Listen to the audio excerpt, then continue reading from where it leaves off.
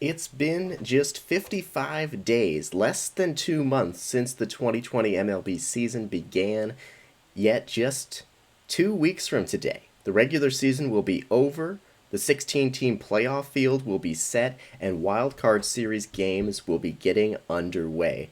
Hello, everyone. I'm Chris Brown, and welcome into this Tuesday, September 15th edition of Around the Bases from 110 Sports, live streaming on the 110 Sports Network at 110sportsmedia.com/live, twitch.tv/110sports, and available on demand on Spotify, Apple Podcast, YouTube, and on the website. Just search for 110 Sports.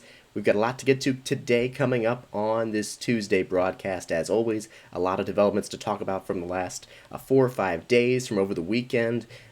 As I mentioned, the playoffs are 2 weeks away, and logistics are still being figured out as far as what the postseason is going to look like, as far as where games are going to be played, health and safety protocols, playing in bubble sort of environments. We're going to talk about the very latest on that coming up and much more. Of course, there are still playoff spots up for grabs, a lot to be decided, some interesting races, even amongst teams that are both going to make the playoffs, races for the top seed, races for division leads. We'll talk about it all coming up on today's show.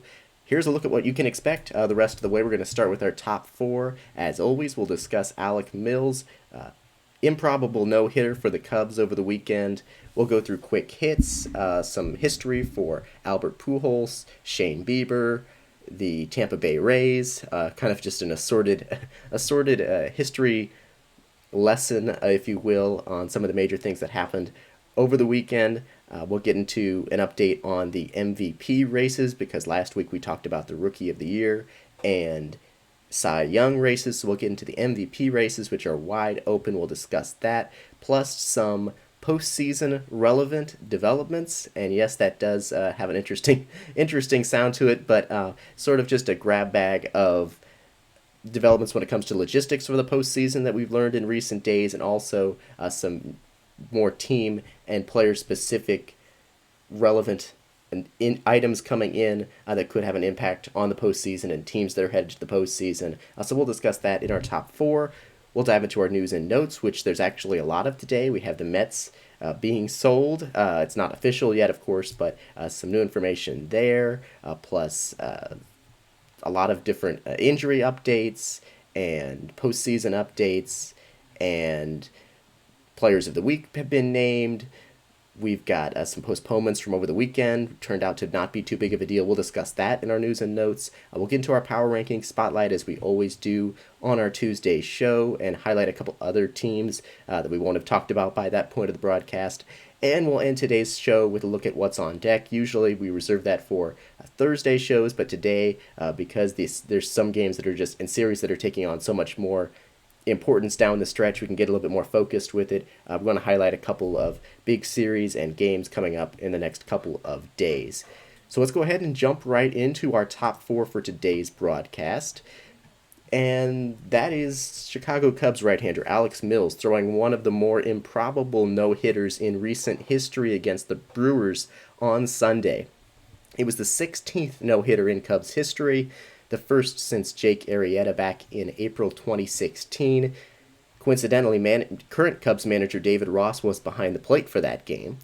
It was also the second no-hitter in MLB this season. There were a lot of reasons why this was not your typical no-hitter, if such a thing even exists, because, of course, no-hitters being pretty darn rare. First is just the type of performance that it was. It was not a typical no-hitter in the sense of a lot of strikeouts, a lot of swings and misses. Mills threw 114 pitches, walking 3 batters, and logging just 5 strikeouts.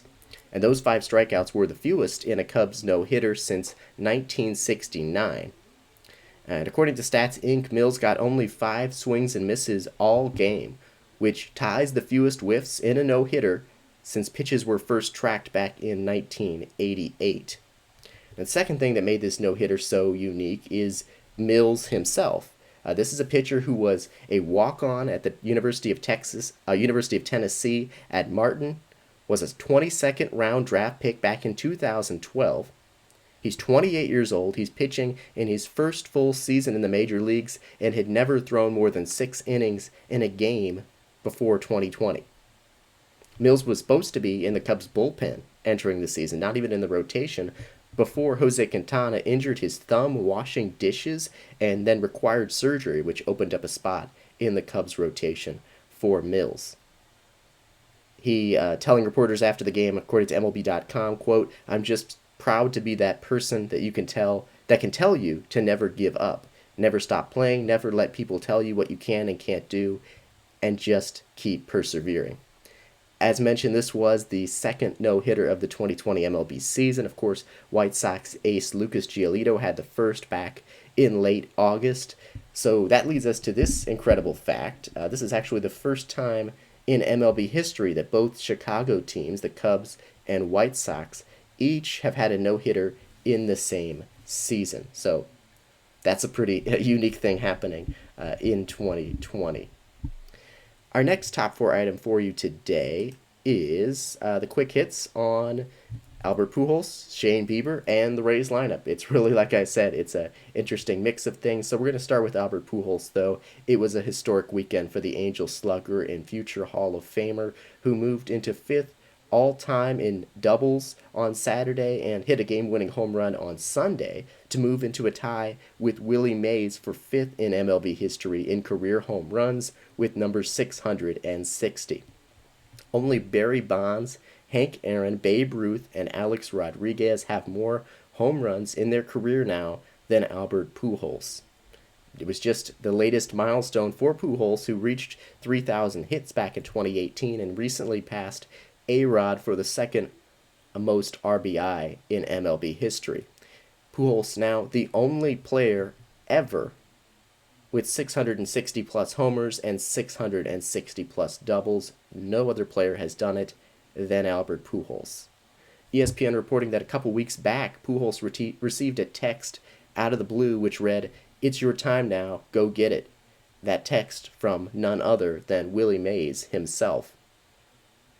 Pujols saying, "To be able to have my name in the sentence with Willie Mays is unbelievable.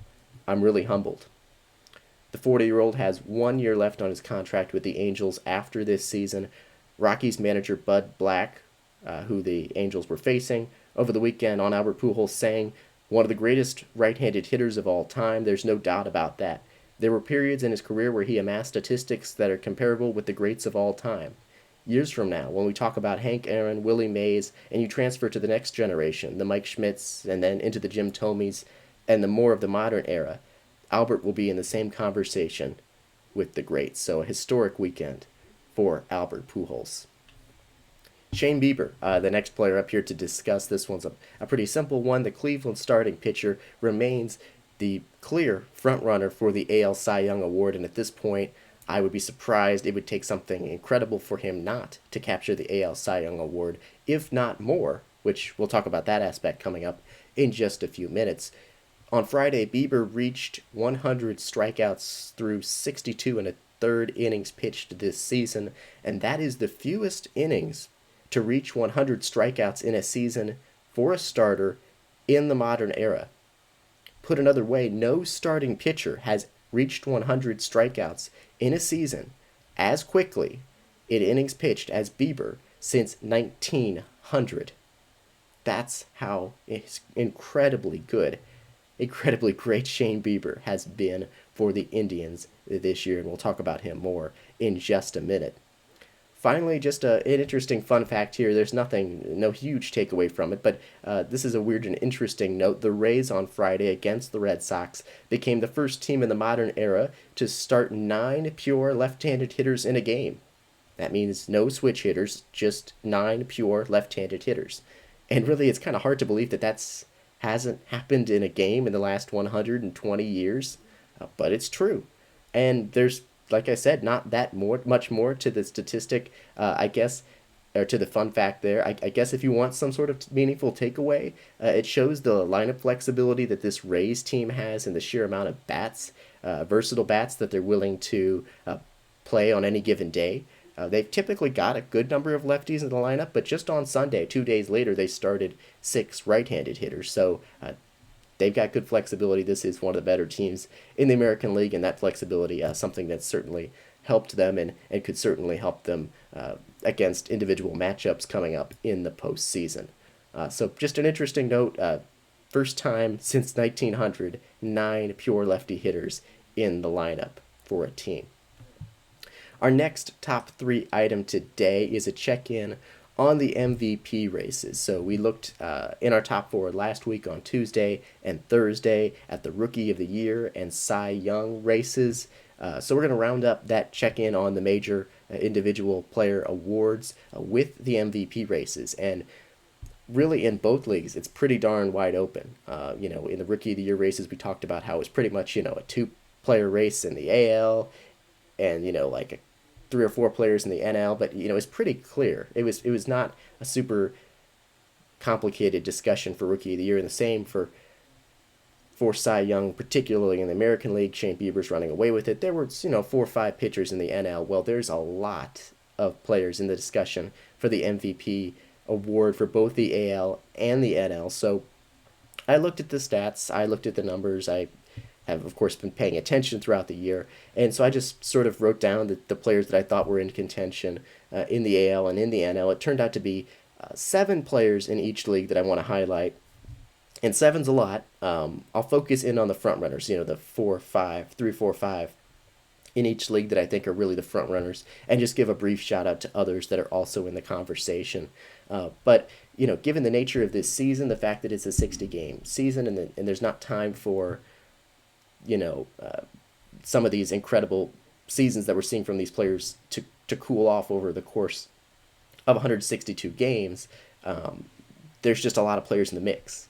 162 games, these 7 players that I have for each of these leagues, a handful of them would drop off a little bit. Maybe you have a couple that are not in the conversation that would go on an incredible run, but it would just be more focused and be easier. There'd be a smaller number of players clearly in front, but there's not, given the nature of this season. So we're going to go through the American League first and start with 3 members of the same team who are in the MVP conversation right now, and that's the Chicago White Sox and Jose Abreu, their veteran first baseman, who leads Major League Baseball with 48 RBI. With that is incredible. He's 5th in OPS.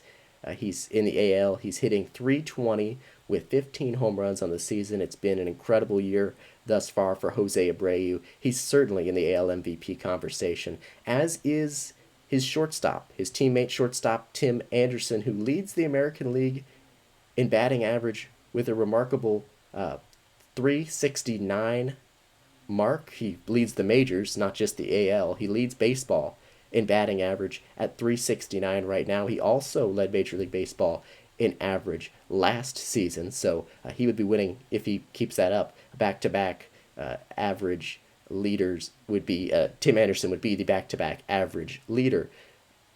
Also, Tim Anderson has 7 home runs, an American League leading 39 run, 7 homers, 8 RBI, and 5 stolen bases. This is a guy who just still isn't receiving quite enough attention for what he's doing. It looks like he could win the batting title for 2 straight years.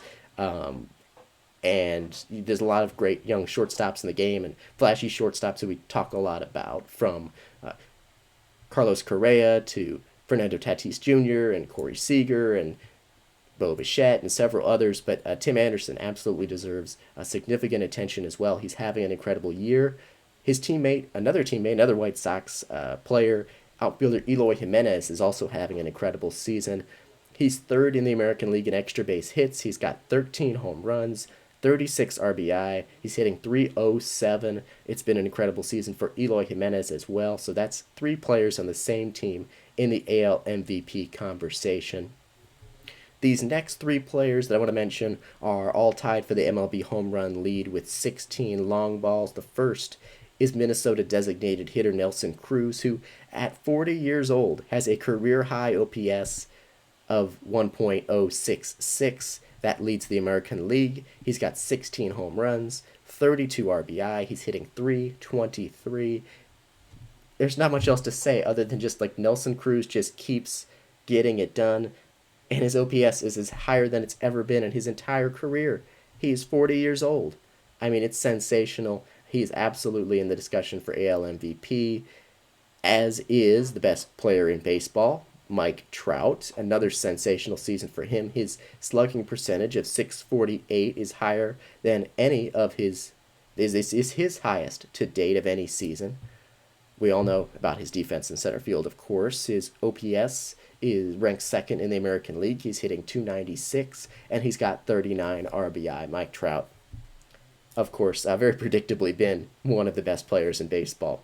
And then there's a player who people wouldn't have predicted to be in the lead for the MLB home run lead. It wouldn't predict it. People have, pardon me, a player who people would not have predicted to be tied for the MLB home run lead here in the middle of September in Luke Voit, first baseman for the Yankees.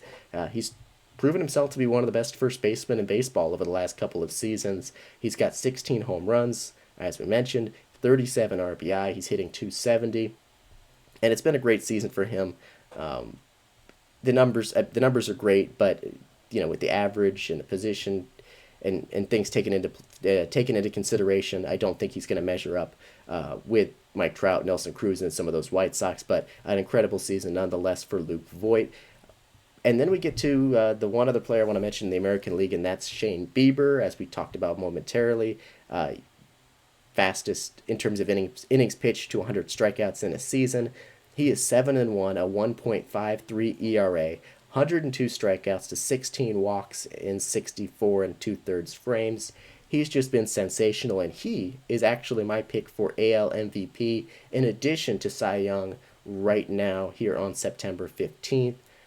That would be my choice right now. We'll see how things play out the rest of the way. I'm not necessarily saying this is my vote because given the short nature of this season, these next couple weeks week and a half here could certainly make a big difference. But my pick right now is Shane Bieber because of just how dominant he's been here in 2020. After that, I would lean toward Nelson Cruz or Mike Trout. Probably one of those would probably be my first two hitters. But right now, I'm going with Shane Bieber. Would be my pick today for AL MVP. National League, number of players here also in play for the lead, but many people would tell you the front runners are Mookie Betts and Fernando Tatis Jr. The two players are tied for the NL home run lead with 15.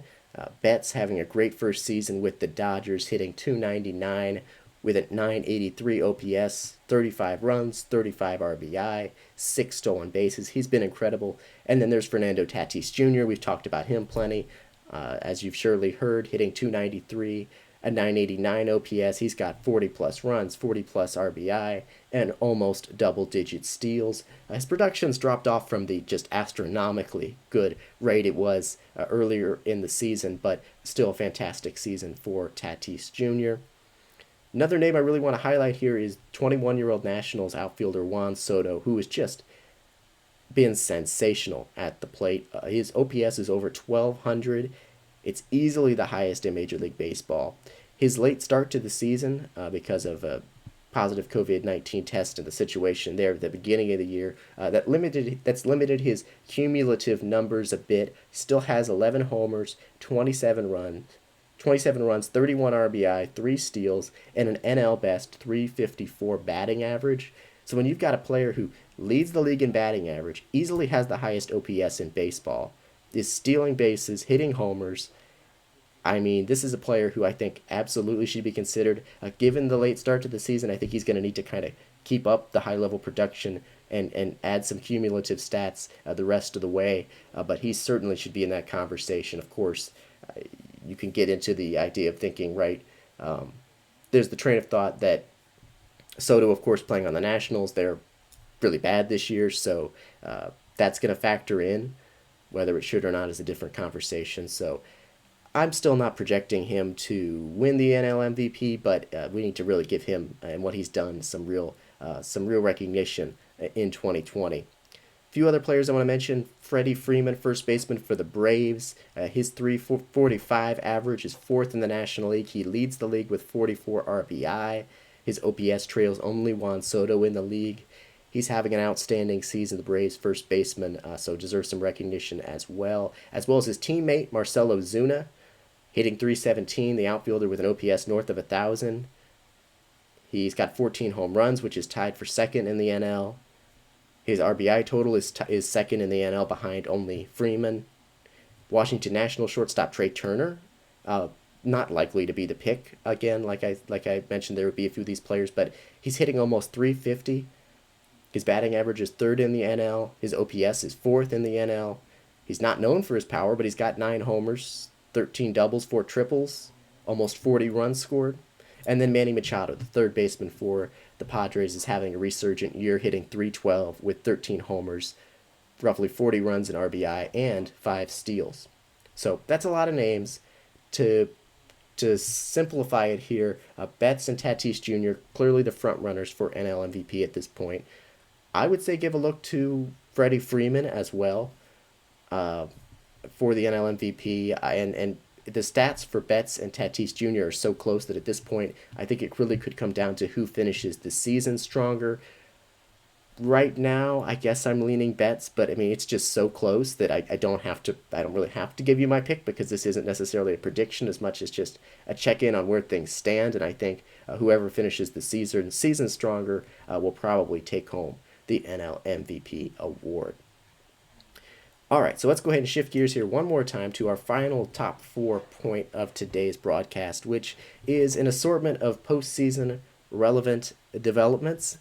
Some developments regarding the postseason broadly, some about how it's going to be structured, but also some major player-related developments for some postseason teams, and sort of quick check-ins with big developments for some teams that are locks for the postseason or fighting for a postseason spot.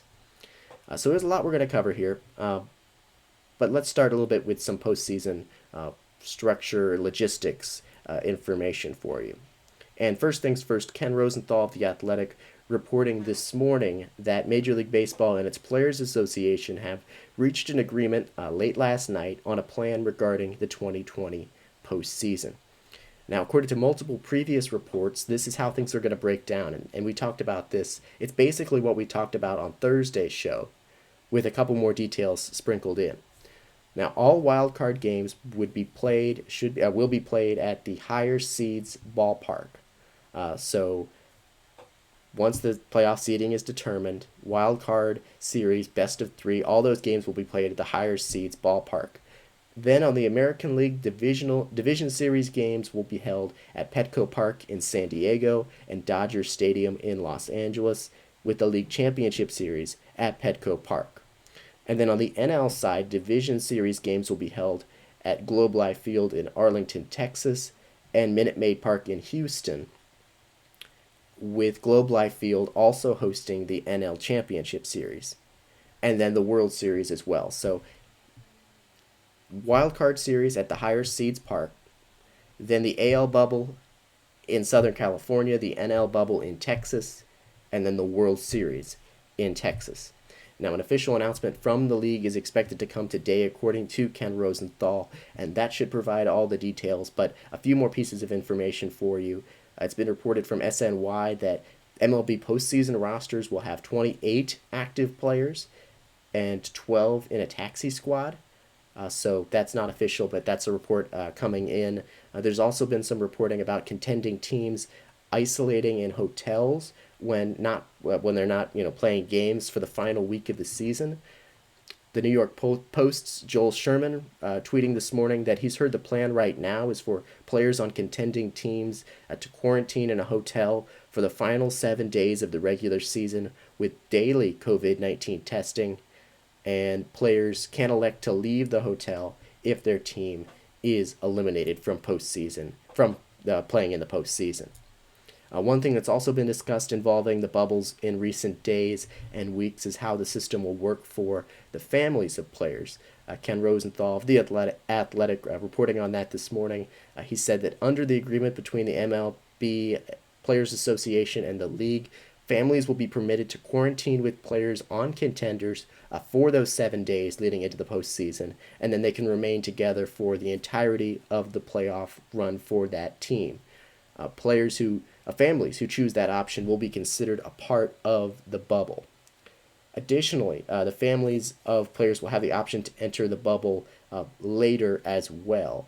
Families, and he also added that families of managers and coaches are not covered by the deal because there's not enough of a capacity in the hotels for them initially, but there will be as the field narrows. Rosenthal adding that all individuals inside the bubbles will be tested daily in the postseason. So that's the latest that we know there. Again, we're expecting official confirmation to come from the league today at some point. I'm just checking to see if we've received that yet. And I don't see any evidence of that, so we'll keep you updated on that front. Next thing I want to add here, according to The Athletic, Major League Baseball Commissioner Rob Manfred said yesterday that he is hopeful that League Championship Series games and the World Series will be able to have a limited number of fans in attendance. He said, quote, "I think it's important for us to start back down the road. Obviously, it'll be limited numbers, socially distanced, protection provided for the fans in terms of temperature checks and the like." So nothing set in stone on this front at all, but wanted to point that out. That got a lot of attention last night, and it leads to a lot of questions, including, are fans a part of these bubbles? How does this work? There's a lot of questions there, but nothing official on that front just yet. Also of note in Manfred's comments, which came last night at an online event hosted by Hofstra University, the commissioner said that the health experts the league is working with expect a vaccine to be widely distributed by spring training 2021, which would clearly be good news, of course. Additionally, one other note here, just a lot I want to get in because there's new information coming in. Joel Sherman of the New York Post reporting yesterday that Major League Baseball is delivering a memo to clubs this week which will insist that clinching celebrations be socially distant, outdoors, and alcohol will be banned. It's the latest step taken by the league to try to prevent any potential spread of COVID-19. So those are some logistical updates for you on the postseason and the days leading up to the postseason. But I also want to get you updated here on some more team and player-specific developments, a lot of them related to injuries for postseason teams to be and teams fighting to be for a postseason spot. So we'll start with the Oakland Athletics. Third baseman Matt Chapman is set to undergo surgery and is out for the remainder of the season. It is a massive blow for the A's, who will also be without the 2019 All-Star and two-time Platinum Glove winner, and also lost one of the other infielders on their roster, Chad Pinder, to injury as well. The team is going to need more from other players like Mark Canha, Chris Davis, and Ramon Laureano down the stretch and into the playoffs. The A's reached outside the organization and signed veteran infielder Jake Lamb, who was just released by the Diamondbacks last week.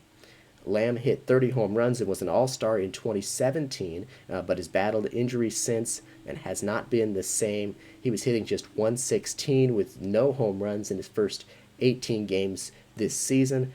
So naturally, last night, his first game with the A's, he hit a home run. That team trying to catch lightning in a bottle with Jake Lamb. Oakland's lead over Houston in the American League West is at 6.5 games. Next team I want to hit on, the New York Yankees, are set to get a big boost this week as several key players return from injury. Manager Aaron Boone saying yesterday that outfielders Aaron Judge and Giancarlo Stanton are expected back sometime this week. Third baseman Gio Urshela and right-handed pitcher Jonathan Loáisiga also expected to be activated from the IL this week. It's supposed to be prior to tonight's game for those two players. After losing 15 of the last 20 games, the Yankees swept the Orioles in a 4-game series over the weekend, and they've now won 5 straight. They hold a wild card spot right now, but are just a half game back of Toronto for the second spot in the AL East standings. The Atlanta Braves are set to get 2 starting pitchers back in their rotation this week. Lefty Max Fried is expected to rejoin the Braves' rotation on Friday against the Mets. He's been sidelined since September 6th due to back spasms. He's been incredible this season, a 6-0 record and 1.98 ERA. Veteran starting pitcher Cole Hamels, who's been out all year with left triceps tendonitis, is set to rejoin the Braves' rotation tomorrow against Baltimore. It's a pretty sizable addition to what's been a very injury-riddled Atlanta Braves rotation. The Braves are 28-20 and lead the National League East by 2.5 games over the second place Miami Marlins. The Philadelphia Phillies, the next team I want to hit on, they're dealing with several injuries to key players. First baseman Rhys Hoskins was placed on the injured list with a left forearm strain, with a left forearm injury. The team is not ready to say he's out for the year at this point, but it's a UCL issue, which is typically pretty serious. He posted an OPS over 1,000 in a 19-game stretch before the injury, so that's clearly a big blow to the Phillies' offense. Catcher JT Realmuto is dealing with a mild hip flexor strain. He's expected to avoid the IL, but miss a couple of days. Right-handed pitcher and one of the top prospects for the Phillies, Spencer Howard, was placed on the IL over the weekend with right shoulder stiffness. And veteran starter Zach Wheeler recently ripped a fingernail while putting on pants in a very weird injury. He was scratched from his scheduled start yesterday, though he is expected back soon. One minor positive, one positive for the Phillies. Outfielder Scott Kingery returned from the IL yesterday and homered against the Marlins. The team dropped 5 of their 7 games in a 7-game series against the Marlins over the past several days. They've lost 3 straight games and sit 1.5 games back of Miami for the second spot in the NL East standings, though they are a wild card team as of right now. Next team I want to hit on, the Astros. Like the New York Yankees, are hoping that a number of returning players could give the team a boost heading into the playoffs. Starter Lance McCullers is set to rejoin the team's rotation tomorrow. He's been out since September 6th due to nerve irritation in his neck. And Justin Verlander, who's been on the IL since July due to a forearm strain, is throwing bullpen sessions and could potentially return to the Astros rotation before long, assuming he doesn't have any setbacks. Second baseman Jose Altuve's return could be imminent. He's had a right knee sprain, but he could be back as soon as today. The Astros have been really struggling lately. They've lost 9 of their last 11 games. They're under 500 now at 23-24. Yet they're still holding on to the second spot in the AL West standings, but just by 1.5 games over Seattle. They need to finish the season strong. The Astros hoping to get something going here in the final couple weeks of the regular season. Finally, Toronto, the last team I want to hit on, they got a boost over the weekend with the returns of closer Ken Giles and star shortstop Bo Bichette. As mentioned, Toronto half a game ahead of the Yankees for the second spot in the AL East standings. One final playoff-related note, the Dodgers and Padres are playing in a big 3-game series this week in San Diego. The Padres took game 1 of the series last night to cut the Dodgers' lead in the NL West to just 1.5 games. We'll talk more about both teams coming up. So that is going to do it for our top 4 today. It was a long one, just a lot I wanted to get to there, a lot of postseason updates and more. So we're going to go ahead and take our first break of the broadcast. When we come back in the second half of today's episode of Around the Bases, we'll get into our news and notes. We'll take a look at our power ranking spotlight and then a look at what's on deck. Stay with us. This is ATB Live from 110 Sports.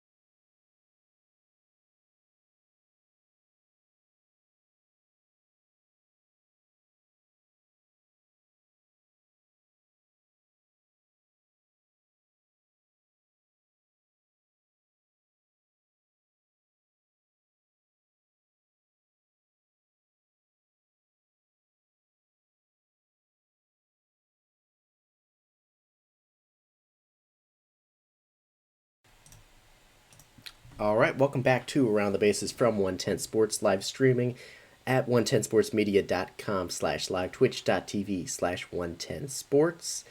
Thanks for being with us here on this Tuesday, September 15th, or whenever else you might be watching or listening to this broadcast on demand. We're going to go ahead and jump right into today's news and notes, and we actually have a good deal of them. Some big headlines we haven't even discussed that are not specifically postseason related, but that we didn't discuss in our top four that are certainly noteworthy.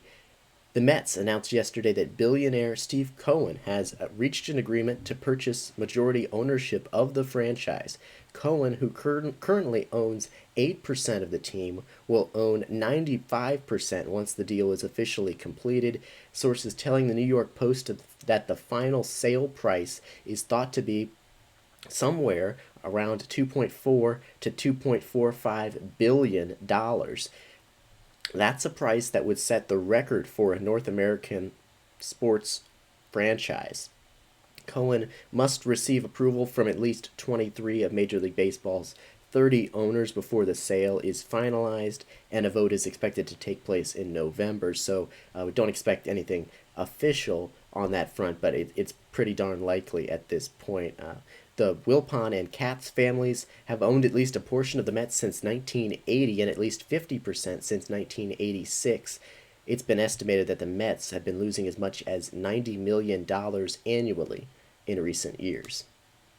A positive COVID-19 test of Giants outfielder Alex Dickerson led to the postponement of 2 games between the Giants and Padres over the weekend. Fortunately, it was determined to be a false positive, and the 2 teams resume play on Sunday with a doubleheader and will make up the other game at a later date.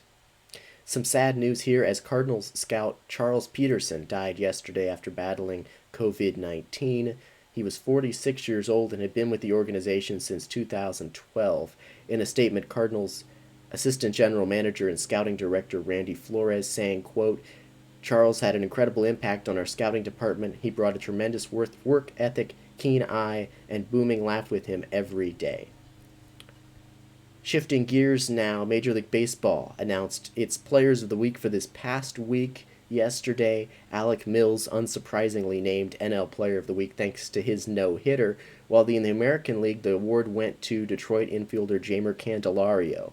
We've already talked about Mills, of course. Candelario went 11 for 26 last week at the plate. That's a .423 average with 3 homers, 4 doubles, 4 walks, 9 RBI, and an OPS close to 1,500.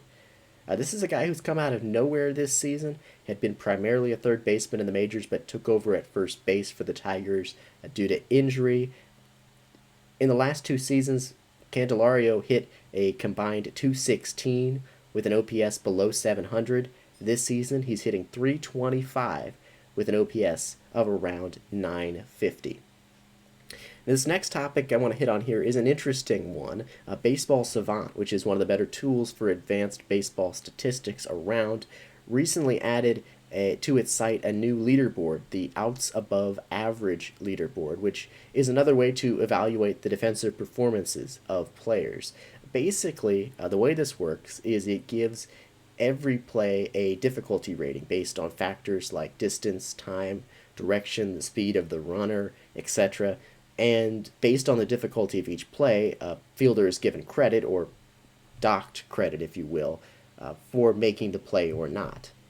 So in this outs above average metric for looking at defense, looking at the defense of major league players, last year's top 5 in the metric were Victor Robles of the Nationals, Javier Baez of the Cubs, Kevin Kiermaier of the Rays, Andrelton Simmons of the Angels, and Nolan Arenado of the Rockies. This year's top 5, as of yesterday, were White Sox outfielder Luis Robert, the rookie, having an incredible season, of course, at the plate, but his defense, according to this metric, the best in baseball. Second on the list is Nolan Arenado, the third baseman for the Rockies, of course. Then Texas infielder Isaiah Kiner-Falefa having a great season defensively. Looks like a big part of that team's future. Jake Cronenworth of the Padres is next on the list. Rookie of the Year candidate, probably the front runner in the National League. Great at the plate, also great in the field. And Boston outfielder Jackie Bradley Jr. is fifth in that metric this season. Also notable on the list is Padres shortstop Fernando Tatis Jr. He is sixth this season after being in the bottom 10 last year. So he's made huge gains defensively this season, Fernando Tatis Jr., in addition to being, so incredible at the plate and on the base paths. Overall, no huge takeaway here other than that this is another cool tool that can be used to evaluate players on the defensive end of things. Finally, here in our news and notes, a handful of injury updates here for you. Justin Turner, veteran third baseman for the Dodgers, was activated from the IL today. The Royals scratched starter Danny Duffy from his scheduled start tonight after he missed the team's flight to Detroit. He's reportedly with the team now, but has been scratched as a disciplinary measure. The Braves signed veteran infielder Pablo Sandoval to a minor league contract. The Giants had released him last week after he batted just .220 this season. He'll head to the Braves' alternative training site. He's not a lock to appear in any major league games down the stretch, though you'd think they wouldn't have signed him unless they envision that being a possibility at least. The Reds placed Sonny Gray on the IL with a mid-back strain. He'd been incredible this season up until a couple of recent starts in which he struggled. The Reds' playoff chances not particularly great right now, but they have won a couple games in a row. The Rays lost starting first baseman Ji-Man Choi to the injured list with a hamstring strain. The Twins activated Max Kepler from the IL 2 days ago. And the Royals activated veteran catcher Salvador Perez from the IL. Finally, the Cardinals activated lefty Kwon Hyun Kim from the IL yesterday after he dealt with a kidney issue. And then he proceeded to go out and throw 7 scoreless innings, striking out 6 against the Brewers yesterday. This was really impressive. He's been really impressive this season for a guy who started this year as the Cardinals' closer. Kim has not allowed a single earned run in his last 4 starts. The 32-year-old rookie has a 0.33 ERA through his first 5 career starts in the major leagues. That's the second best ERA for a pitcher in their first 5 career starts among players that debuted since 1913 when ERA became an official stat. The only pitcher with a better ERA in his first 5 career starts in baseball history is Fernando Valenzuela. So that's a lot of numbers, but basically by ERA, Kwon Hyun Kim, best 5 starts to begin a career among any player ever, except for Fernando Valenzuela. Incredible start to his career.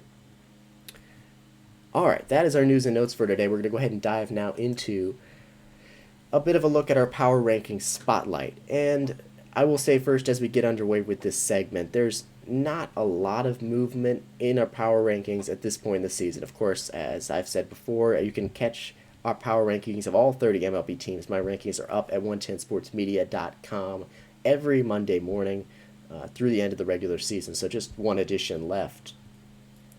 And there's not a ton of movement in the power rankings yet in recent weeks as we get deeper into the season. We're also not going to talk a lot about some of the teams at the bottom of the rankings at this point. It just doesn't matter very much. The Pirates, Diamondbacks, Rangers, Red Sox, Nationals, Royals, they're at the bottom of the power rankings. And their poor seasons have been well documented, and they're not in the playoff hunt at all. So there's no reason to really get into that. So we're going to focus more on some of the teams that are around the edges or have been around the edges of the playoff picture, as well as some teams that are, around the top 10 and some interesting developments with them. Now, because of the nature of this show and what we talked about before, we've already talked about a lot of teams, particularly in that last point of our top 4. So this is going to be more hitting. It's not going to be comprehensive in terms of the list, but it's going to be more highlighting some other teams we haven't already discussed. So I'm going to start by just mentioning 3 teams that are trending down in this week's power rankings. One of them is the Detroit Tigers, who remained for a while. It looked like there was a slight opening for the Tigers to potentially play spoiler for a playoff spot, but the team has played its way out of that conversation. They've lost 10 of their last 13 games and now don't look like they have much of a shot of being in the playoffs at all. It's basically a nearly 0% chance for the Tigers. On the bright side, though, top prospect Casey Mize recently posted the best start of his big league career after a rough couple outings to begin his major league career, but the Tigers have basically played themselves out of any possibility of a postseason spot. Now, the Baltimore Orioles, another team I want to highlight that's trending down, and it looked like for a moment the Orioles might catch up with the Yankees for the final AL wildcard spot. They were really close, but the team was then swept by the Yankees in a 4-game series over the weekend. Baltimore scoring just 3 total runs in that 4-game series, and their playoff odds are down to under 1% according to Fangraphs. On the bright side, I will highlight this for the Orioles. 23-year-old rookie Ryan Mountcastle has been incredible. Recently became the youngest Oriole with a 4-hit game since Manny Machado. He's hitting .423 in his last 7 games and .364 with an OPS north of 1,000 so far this season since getting the call a couple weeks back. Ryan Mountcastle looks like a big part of the Orioles' future, but as far as their more immediate future, it does not look like they're going to be able to play spoiler and make the postseason. So those are 2 teams that have played themselves out of the postseason picture pretty much. One team that's very much going to make the postseason that is trending down is the Cleveland Indians, who've lost 6 games in a row for the first time in 5 years after getting swept by the Twins over the past weekend. The team is essentially guaranteed a playoff spot. But they now appear pretty unlikely to win the American League Central. They've got the Twins and the White Sox ahead of them in the AL Central standings. I was going to highlight one other thing, but that other thing was going to be Shane Bieber, and we talked about him. So Indians struggling right now. We know that pitching staff's great. We know Shane Bieber's great, but it doesn't look like their chances of winning the AL Central are very high. A couple of teams I want to highlight that are trending up. One of them is a team that's not likely to make the playoffs, but all of a sudden has raised their odds just enough to make it not impossible. And that's the Los Angeles Angels. And we talked about Albert Pujols. Dylan Bundy is continued his breakout season, the right-hander, now with an ERA of 2.48 this season. The Angels have won 8 of their last 11 games, and their playoff odds are right around 3%. Very small. There's very little chance the Angels are going to make the playoffs, but about a week ago, those playoff odds were like 1% or less. So, worth giving the Angels credit, at the very least, for their recent success. If they continue to go on this incredible winning streak, we'll cross that bridge when we come to it. Still doesn't look like they're going to make the playoffs, though, at all in 2020. Few other teams I want to highlight that are trending up that we haven't talked about. Chicago Cubs. The Chicago Cubs, we talked about Alec Mills. The team has won 5 of their last 7 games now. They have a 4-game lead in the NL Central over the Cardinals. And this all coming despite the fact that Chris Bryant, Javier Baez, Anthony Rizzo, they're all struggling at the plate in 2020.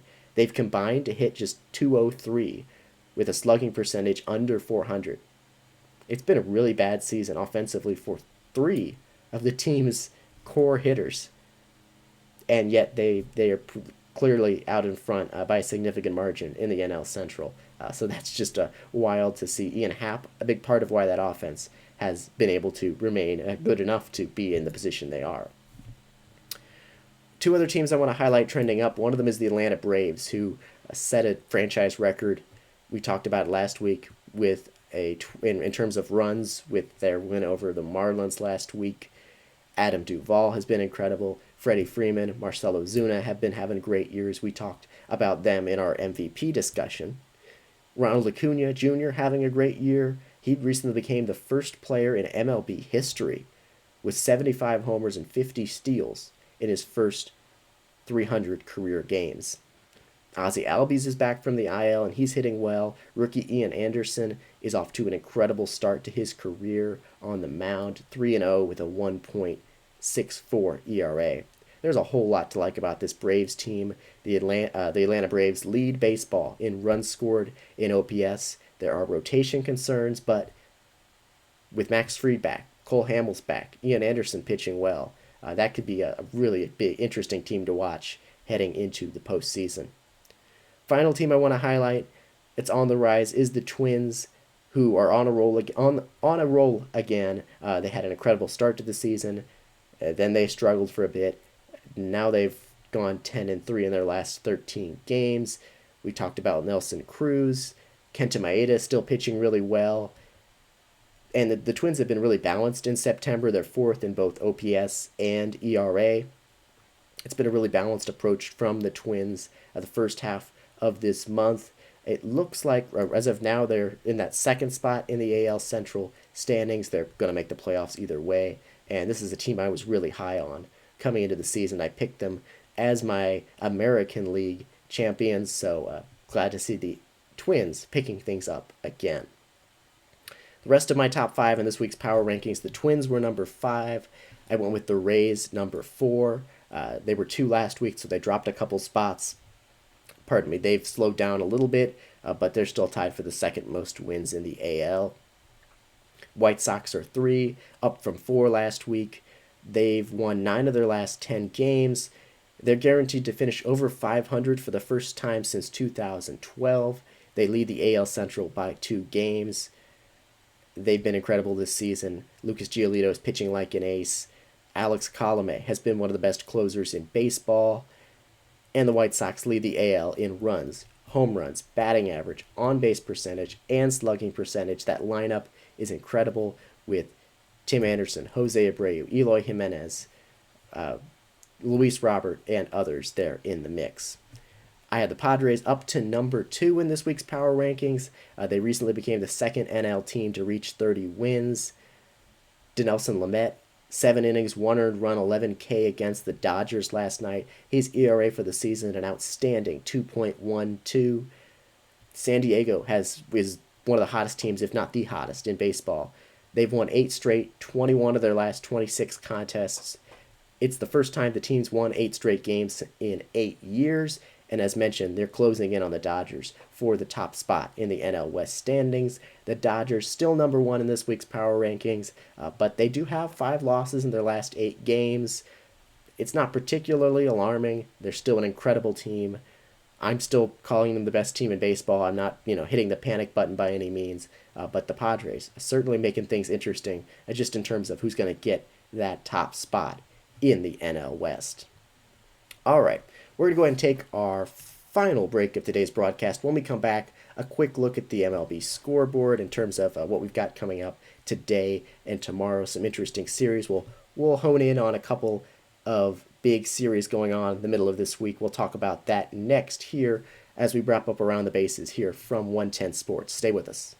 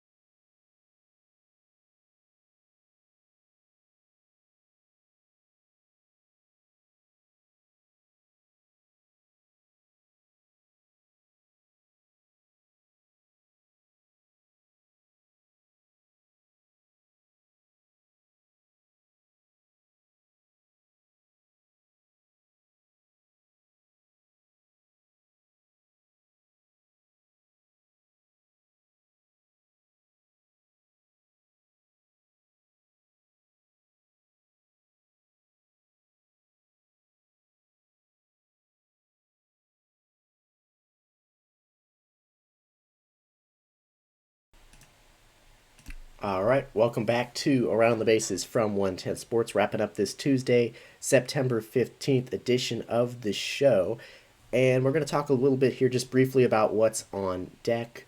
Typically, this is a segment we save for just Thursday shows, but given where we are in the season and the amount of series and games that are becoming really impactful for the postseason picture, the fact that they're shrinking, we're going to highlight a couple of interesting games and series going on the middle of this week. We've got a full slate of games on the schedule today. The Dodgers are at the Padres, again, as we mentioned, playing a 3-game series this week.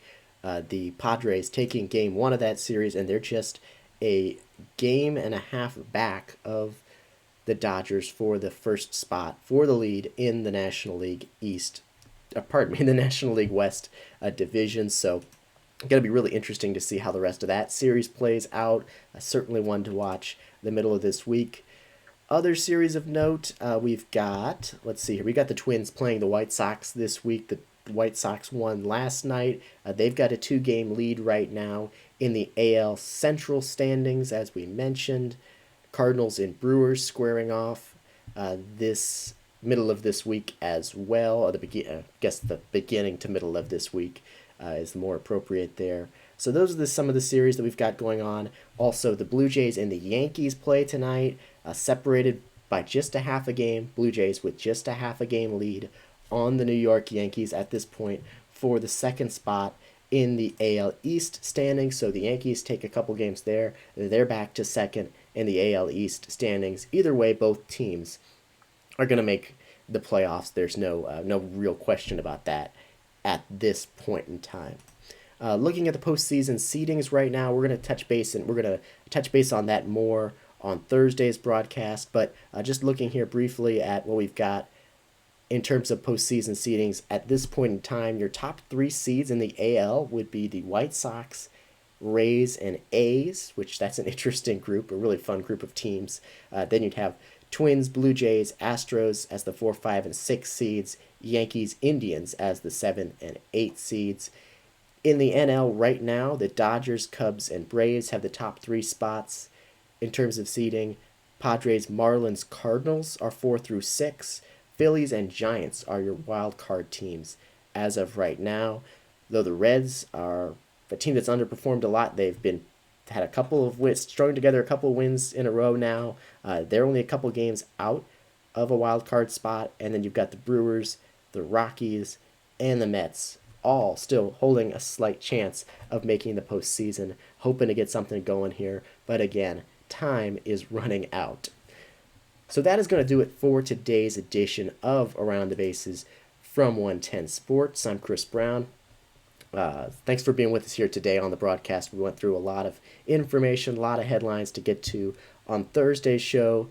We'll slow things down a little bit like we typically do, not trying to cover as much news, and we'll take a look at the postseason picture as it stands on Thursday, what you can expect. We can start to get into some of the likely wild card series matchups.